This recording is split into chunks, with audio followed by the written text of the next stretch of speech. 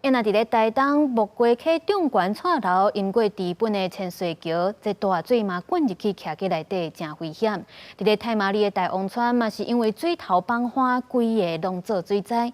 因为南回铁路甲公路是有出现土石流、甲地基流失等等的状况，继续来影响到台东往南的交通。暴雨灌入去，水位一直中，一捆头溢出桥边，造成车路大淹水。现场拢是土流甲山石边啊，徛起内底一大片积水，山园也受灾殃。即马我园拢整理前期，要等11月、12月要开花啊！啊，即马冲一个都拢去了了。那个水你没有看到从那个水沟打上来的，整个一起打上来，真的好吓人呢，很恐怖，很恐怖。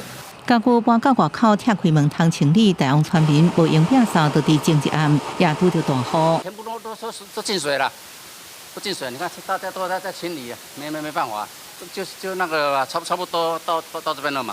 水头爆发放弃，有桥冲断，由红色线土流绕尾山区流向大王村主家区，各淹水，测试早起继续溢流状况。车牌甲长道路台东路南交通也受影响，南回公路3号段和土石流砍掉咧，大山双向放行，要拼下晡3点前畅通。